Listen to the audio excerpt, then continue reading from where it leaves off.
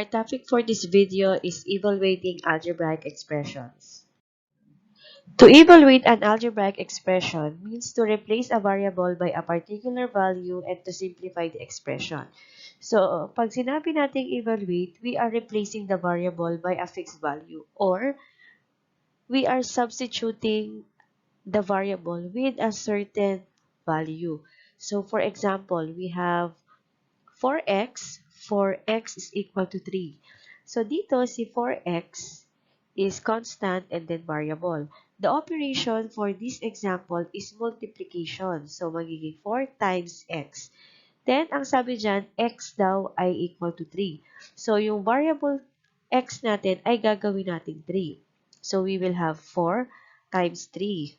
Then, 4 times 3 is equal to 12. Next, we have 5y. 4y is equal to negative 2. So, kapag magkadikit ang variable at constant, ibig sabihin yan is multiplication. So, let's multiply 5 to the value of y. This time, ang value ng y is negative 2. So, we have 5 times negative 2.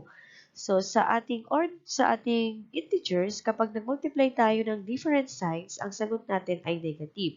So, 5 times 2 is equal to 10. And then, ang sign ng ating sagot is negative. So, we have negative 10.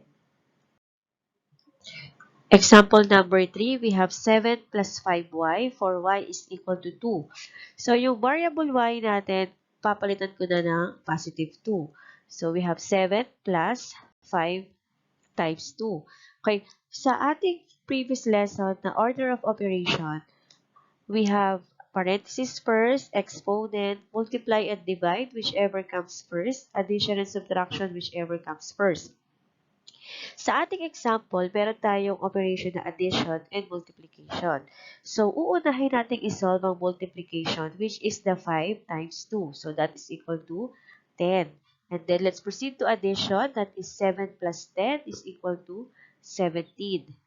Next example is 7 minus y. For y is equal to 3. So, let's replace the variable y with number 3. So, we have 7 minus 3. Then, 7 minus 3 is equal to 4. Evaluate the following if A is equal to 1, B is equal to 3, and C is equal to negative 1. So, this time, itong tatlong values na to yung gagamitin natin sa mga susunod na example. So, example number 1 is A, B, C. So, kapag magkakatabi ang variable, ibig sabihin that is product. So, multiply tayo dyan. You multiply the value of A, the value of B, and the value of C. So, let's replace these variables with the given values. So, we have 1 times 3 times negative 1. So, i-multiply natin isa-isa. Start tayo kay 1 times 3. 1 times 3 is equal to 1. Then, bring down natin yung 3 times negative 1. Ulitin natin, kapag different signs ang pinag-multiply, ang sagot ay negative. So, we have 3 times 1 is positive is 3. Then, different signs po yan, kaya ang sagot natin ay negative 3. Next, we have B minus 2C. So, yung ating variable, palitan na natin ang kanilang values.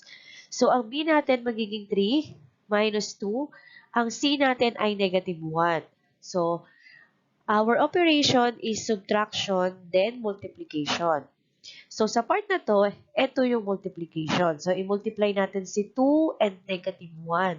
So, 3 minus 2 times negative 1 is equal to 3 minus negative 2. Okay, if we are going to recall operations on integers, okay, kapag different signs, yung ating subtraction ay magiging addition. So, 3, hindi tayo magme-minus, so magaan tayo. So, 3 plus 2 is equal to 5. And then, we are going to copy the sign of the minuet or the sign of the first number. Since our first number is positive, yung answer natin ay positive. So, ang answer natin is positive 5. Let's have more example. Yun pa rin yung value natin for A, B, and C. So, let's continue. 9 times A over B times C. So, ang ating A, B, and C ay palitan na natin ang kanilang values na 1, 3, and negative 1. So, we have 9 times 1 over 3 times negative 1. Yung over natin dito, the operation will be division. So, multiply muna natin. 9 times 1 is 9. 3 times negative 1 is negative 3. So, katulad kay multiplication, kapag nagdi-divide tayo ng different sign, ang sagot natin ay negative. Kapag nagdi-divide tayo ng same sign, ang sagot natin ay positive. So, dito, different sign. So, ang ating quotient ay negative. So, 9 divided by 3 is negative 3. Sa next example, meron na tayong exponent.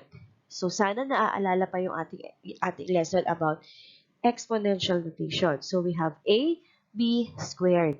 So, let's replace the values. So, we have 1 times 3 squared. So, isimplify natin yung 3 squared. Kapag merong exponent, yung exponent ang magsasabi kung ilang beses mo i-multiply sa 3. So, dahil 2 ang exponent, ibig sabihin dalawang 3. So, we are going to multiply 3 times 3. Hindi 3 times 2. Okay? 3 times 2 is wrong.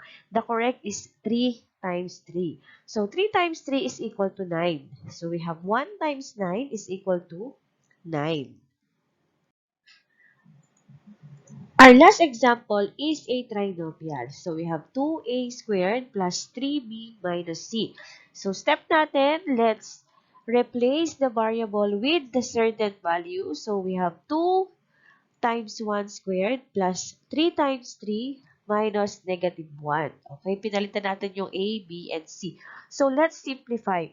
Sabi nga natin kanina, we are following the PEMDAS. So, parenthesis first, exponent, multiply, divide, addition, and subtraction. So, let's start with exponent. So, simplify natin ulit si 1 squared. So, 1 squared is 1 times 1 at hindi po 1 times 2. So, 1 times 1 is equal to 1. Then, we have 2 times 1, then 9. Si 9 galing kay 3 times 3, multiply na natin. Then, bring down si negative 1. Then, let's multiply 2 times 1 is equal to 2. Plus 9 minus negative 1. Okay, now, dito we have addition and subtraction. Dahil nauna si addition, we will add first these two numbers. So, 2 plus 9 is equal to 11. Bring down natin si minus and then negative 1. Okay, here we have different sign, positive and negative. So, we are not going to subtract. Magpa-plus tayo ngayon. So, 11 plus 1 is equal to 12. The question is, ano po ang sign ng ating difference? So, dahil positive ang ating minuend o positive ang ating first number, ang ating sagot ay positive. So, for this example, the answer is 12. Thank you for watching and I hope you learned something. Don't forget to comment, like, subscribe, and hit the notification bell para updated kayo sa mga susunod kong video. You can comment a topic na gusto nyo i-discuss natin sa ating videos. Thank you!